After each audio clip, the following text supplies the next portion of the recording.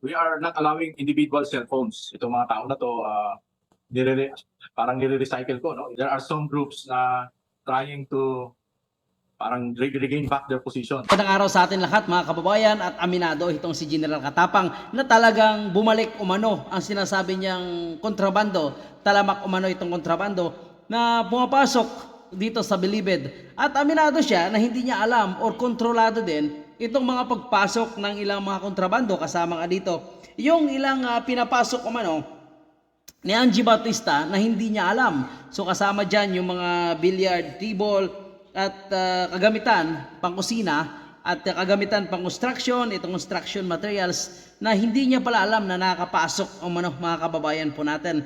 At ayon nga kay General Katapang ay gagawin niya umano ang lahat para maibalik ang talagang sinimulan niya umano, dahil sinabi niya nung pagpasok niya umano within almost 10 months wala umanong gulo. Nagulat na lang siya dahil bakit nagkagulo ngayon, parang pinag-iisahan o pinagplanuhan siya umano na sibakin itong mga malalaking drug lord. Yan ang kanyang palusot dito sa loob ng Bilibid. So parang ginaya niya yung sinasabi ni General Bantag na pinag-iinitan siya umano ng mga drug lord at pilit sinisiraan at ginagamit umano itong mga kontrabando na pinapasok nila, itong mga Bucor officials umano na sinusumbong nga siya at ang kanyang superintendent na si Angie Bautista. Samantala si Angie Bautista ay natanggal na nga At itong si Katapang ay ininsist niya na 50 years na umano na walang pagbabago. So parang sinasabi niya mga kababayan po natin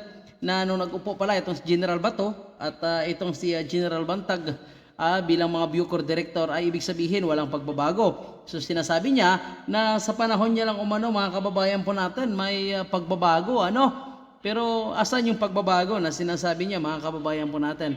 Gaya ng sinasabi niya doon sa mga Senate inquiry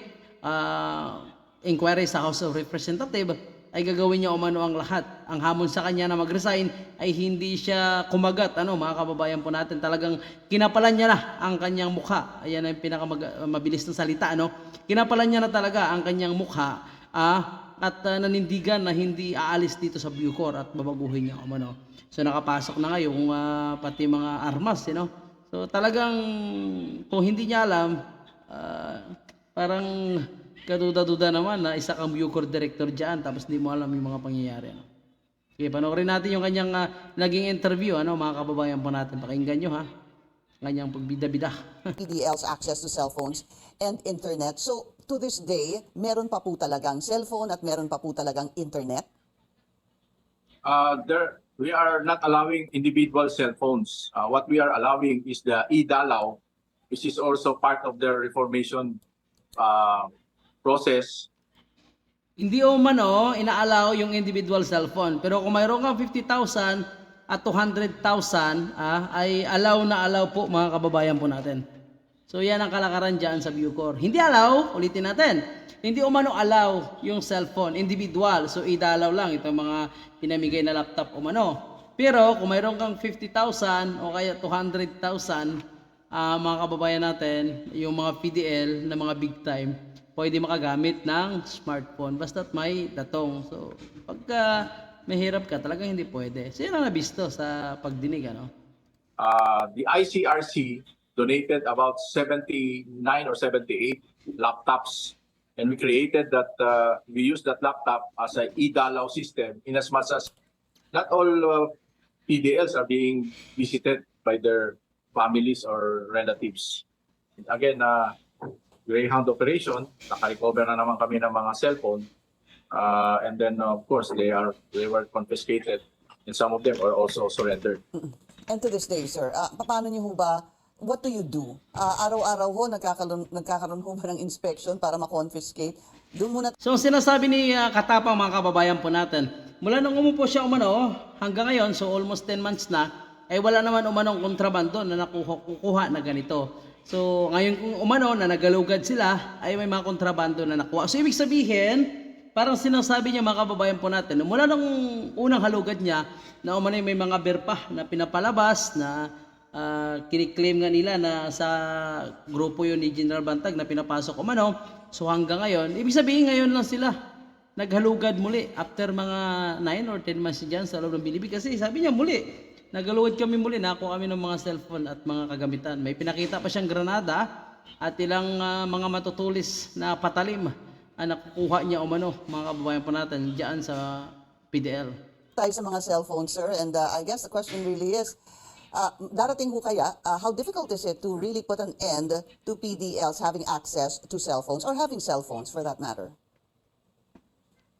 Kasi po may connivance yan hanggang ngayon na that's why you will Kung na Evan, siyempre, superintendent mo pa naman yung pinaka-big boss dyan sa Bilibid eh. Lahat na negosyo, pasok. you will recall that I already relieved about 700 no because of that issue, one of that issue yung pagpupuslit no. Kasi right now what I inherited already talagang kung pwede natin sabihin 100,000 isang problema ang in-inherit ko dito, and I still have to have more time to really institute the reforms. Kaya po doon sa hearing sa Senate and Congress, they recognize the efforts that I'm doing. Kasi nga, nung pumupo ako dito, Sino naka-recognize ng effort mo? Wala naman ni isang senador o congressman na nagsabi sa iyo, "Congratulations, General Katapang. Ang galing-galing mo." Wala naman eh. Puro kang sinasabi na mahina ka. At tinatanong nila kung bakit wala kang alam sa pagpasok nitong illegal na kontrabando. O, nagsisinungaling na naman. na nag-surrender ng katakot-takot ng mga cellphone, katakot-takot na Takot na tinanim yon kamo. can, mga baril, whatever. Then, dissatisfied ako dun sa 700 na gwardiya na nagbabantay sa MVP. I relieved them, and then naglagay na naman akong bago. Actually, mga kababayan po natin, ang pagkakaalam po doon sa 700, kaya niya tinanggal yon dahil parang ano yon, nakikialyansa yon. Parang mabait yon, parang malapit yung mga 700 na yon kay General Bantag. Kaya idinamay niya kasi ayaw niya magkaroon ng espiya. Ang gusto niya, kontrolado niya ang lahat ng mga tauhan dyan sa Bucor. Kaya pumasok siya ng panibago. Tinanggal niya yung mga tauhan ni General Bantag na parang ayaw sumunod sa kanya o parang pakiramdam niya na hindi niya makokontrol. So ang nangyari, na-control niya nga within 9 to 10 months kasi walang iskandalo na lumabas, smooth lang yung kanilang operasyon, kahit may mga illegal pa na nangyayari sa loob, kahit ang mga tauhan niya o posibleng siya rin kasabwat ay nakapasok. So ngayon, ang problema dahil ito ay mga PDL, halang yung mga bituka nito, hindi na niya na-control dahil nagkaroon na ng malakas na negosyo eh. So nagkaroon na ng kompetensya. So yun na, nagkabarila na sa loob, doon na sumabog. Tapos nabisto pa sila kasi ang isang preso na posibleng tumakas, posibleng inutusan gumawa ng kung anumang kriminal sa labas, ay nabulgar, hindi nakabalik agad. So bago pa ito makabalik ay sumabog na itong issue. Kaya ngayon, hindi pa nakakabalik. Kahit nakita na ng kanyang intel 2 beses, ay hindi pa hinuli. So, ano yung rason bakit hindi pa hinuli? At maximum mga kababayan po natin, maximum facility pero nakakatakas. Kaya kini-question din niya ng ating mga congressman at mga senador. So, ang nangyari lang, ang kanyang mga gwardiya pati, kanya-kanya na lang racket dahil maluwag na, kontrolado niya na. So, doon na nagkabistuhan. Kaya nilaglag ng ilang mga opisyal din itong si Angeline Bautista na siya talagang humahawak ng mukhang siya nga yung head nitong mga illegal na kontrabando at pagpapasok nitong mga illegal na aktibidad diyan sa loob ng Bilibid. So, yan kasing na-find out, Gaya nito, yung chikas, hindi bumabayad, may mga kitirer pa na yung iba yung nasa listahan, iba yung siniserve. So, okay yung una kasi na-control niya bago yung mga tauhan Kaso, ang nangyari, nagkaroon na ng unsihan, bawat isa gustong kumita ng mas malaki kaysa inaasahan nila. Kaya talagang sumabog itong issue. Yan ang sobra, yan ang pagka napasubrahan mo Ang sobrang tiwala ka, sige, gawin nyo lang dyan, basta walang gulo. Yung nangyari, nagkaunsihan. Kaya ayun, bulabog ka. Unfortunately, ang hirap talaga Diba?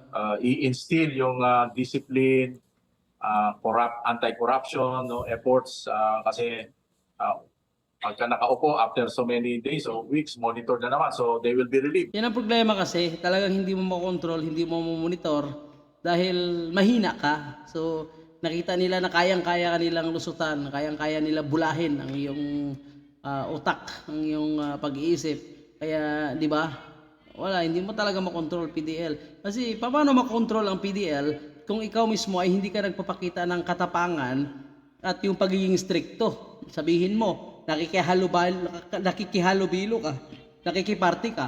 So talagang hindi ka respetuhin. Eh, mga halang bito kaya, PDL yan. Imbestigahan na naman, na dumating na sa punto, itong mga tao na to, parang nire-recycle ko, no? Iniipon ko sila para sa ganun, hoping that they will also change their values. Kasi ang problema dito, hindi lamang PDL, pati mga tao ko na in-inherit, talagang ang titigas ng ulo nila, but ang scapegoat nila, civil service eh. Kung sa military lang ito, discharge from the service lahat ito eh. Oh, kaya niyo pong gawin. No? Opo. Kaya ko, hindi po, wala po akong powers na gano'n eh. Yeah. Ano sila, Yan ang problema, no? Bureau director ka, pero wala kang powers na tanggalin o sibakin yung mga tauhan mo, ano? At lalong-lalo na hindi mo sila kayang pasundin o disiplinahin base doon sa mga nakasulat sa batas ng Bucor. dismissed from the service. I want them to undergo a retraining course, no? A reformation course as well. So nakapag-graduate na ako ng 250 and then another 250 next month. Hopefully, itong ni-recycle ko ng mga Bucor officials, talaga namang magbago na. Kasi kahit mismong pharmacist na, nagpapasok ng sigarilyo, no? And then yung iba, nagpapasok ng cellphone, yung iba, nagpapasok ng pera. So they are all under investigation. Kung tutuusin mo, hindi naman tayo nagpapabaya, but I have to just use. Alam niyo mga kababayan po natin kung magaling itong si Katapang, dapat simula pa lang no, find out niya may mga nagpapasok ng cellphone, may mga nagpapasok ng sigarilyo. Diyan pa lang sa loob, internal investigation ang gagawin niya para hindi na sana sumabog. Wala eh, talagang pinabayaan niya eh. So, talagang yung pagmamayabang niya na kaya niyang kontrolin, kaya niyang pamunuan itong Bucor. So, nakita natin na wala, mahina, napakahina, ano. At ang nangyayari ngayon, mukhang papalitan na ito, ano. Sana papalitan na ito, mga kababayan po natin. Kasi talagang yung mayaman sila dyan eh. Persuasion, moral persuasion na sabi ko ito, hindi na hihinto ang hearing kung hindi kayo talaga mag-aayos dahil kahit araw-araw ako sabunin sa Congress o sa Senate, kayo rin naman ang solusyon. So hopefully, there will be real changes. 9 months po ako na umupo dito, wala ang problema. Everybody was doing fine. And then all of a sudden, after 9 months, nagkagulo. So I'm also facing a leadership challenge among the pangkat leadership. So ngayon na maayos na sila, there are some groups na trying to parang regain back their position kasi nga maayos na yung sistema, nahinto ko ng mga drugs, ano? Of course, na-limit ko talaga, malaking na-limit ko, pati baril, mga gano'n, napasurrender. But there are still groups na yan, yung mga PDL naman na hindi ko pwedeng daanin sa dahas kasi Grabe ano, PDL hindi mo pwedeng daanin sa dahas. Napakahina. it's useless kung dadaanin sa dahas. Pero ngayon, naglipat ako ng mga drug lords, yung mga leaders talaga. Ito yung nasaktan na ang tingin ko ito yung nag-orchestrate ng gulo dito sa loob ng Bucor. Gumawa siya ng kanyang sariling palusot ano, na may plano umanong papatalsikin siya dyan sa Bucor. Naglagay na ako ng mga K9, naglagay din ako ng CCTV. No? Ang problema ko, yung CCTV, pag nilagay ko, yung mismong gwardiya, binabaliktad niya para siya hindi ma-monitor. So, yun talaga yung mga malalaking problema na inaarap ko, yung attitude po ng mga tao dito. Hindi lang problema yung PDL na 51,000 and growing. Yeah. And ito rin mga tao ko dito, we are just about 6,000, but may na-recruit naman ako na additional 3,000. Baka ma-pollute ito, ma-virus naman doon sa mga old ways and laxities ng mga previous, no? Kasi ang hirap po nilang baguhin dahil sabi nila kahit i-floating mo ko, hintayin ko na lang yung time ko na maalis ka dito and then back to good old days. Pwede naman. Merong pera na sinasabi kanila but it's hundreds of thousands, no? Pero hindi naman sa kanila yon na pinapatago ng mga PDL sa kanila just in case So ngayon, talagang So I have to they ended up really to be problems as well, sir. go down to the grounds, no? Sabi ko nga, kung kailangan, ako na rin magbabantay sa gate para ma-monitor kayo o mag-CCTV tayo every now and then. I will do it. But hopefully, ito nakita nyo naman na may gusto manggulo sa atin. Let's help each other because change is really coming whether you like it or not. Sir, so basically you're saying that the 600 that you put also ended up to be problematic. Okay, can we clear that up, sir? Hindi naman. Some of them are steadfast, no? Yung pailan-ilan na lang. Kasi yung, kumbaga, yung 600 na, o let's say, tama, 600, nagdagdag ako ng 300, pumalit muna sa kanila, and then nag-recycle ako ng another 250, about 600. Hopefully na hindi na sila bumalik sa dating ugali. Inside Nayagan of nitong Bilibid. si Senior Inspector. So actually mga kababayan po natin, ang mga tauhan mo ay talagang susunod sa iyo yan kapag ikaw ay matikas. Kasi yung ganyang pamunuan, Bucor yan Ang kaharap mo dyan ay mga PDL yan. Tapos kung kailangan talaga na idaan sa dahas para disiplina mo yung mga yan, talagang kailangan mong gawin. So ang problema lang mga kababayan po natin, malambot ito, itong si Katapang. Unlike nung pumasok dyan, si General Bato, ayan, si General Bantag, mga tigasin yan So ang hindi susunod talaga makakatikim sa kanila. Hindi talaga natin masabi na walang masasaktan kapag hindi sila sumunod sa pamunuan ng Bucor. Gaya niyan, ikaw nakikiparte ka, ulitin ko, nakikiparte ka, nakikipagkaibigan ka, nakikisalamuha ka sa kanila, talagang hindi ka nila respetuhin kasi feeling nila ay magiging tropa ka. Hanggang ipapasok na nila, ayan, mga konti-container, mga na yan, yung mga ginagawang alak, yung mga armas, nakikita nyo yan, mga cellphone. Kasi ika nga, siya mismo, sa kanya mismo galing mga kababayan po natin, na sinasabi niya na 50 to 200,000 pwedeng gumamit din ng mga cellphone, itong mga Android device. So may libre pa silang mga Wi-Fi. Kaya mabilis yung transaction sa kanila. Plus yung itong idalaw kapag nakikipag-idalaw itong mga PDL, ay wala rin palang gwardya, wala rin CCTV mga kababayan po natin.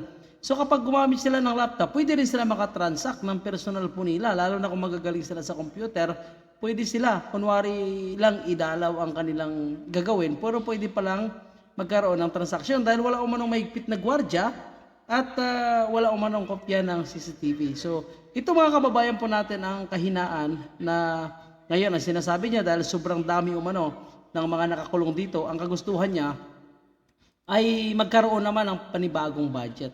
So hindi pa nga naayos ang bagong problema mga kababayan po natin na binadgetan ng napakalaking pera, ngayon humihingi naman sila ng budget. So isa lang ang ibig sabihin niyan, pag maraming budget, maraming kikitain. So ngayong nabisto na ang kanilang ginagawa dyan, lalo na itong kanyang kanang kamay na si Superintendent Angie Bautista, na siya yung mga nagpapalusot dito mga illegal kontrabando, base naman dun sa sumbong ng kapwa niya mga opisyal dyan ng Bucor at sumbong din ng mga intel na galing sa loob mismo ng Bilibid. Kaya ngayon, ay talagang nag-isa sila sa Senado at sa Kongreso. So abangan na lang po natin maging update kung kakasaba itong si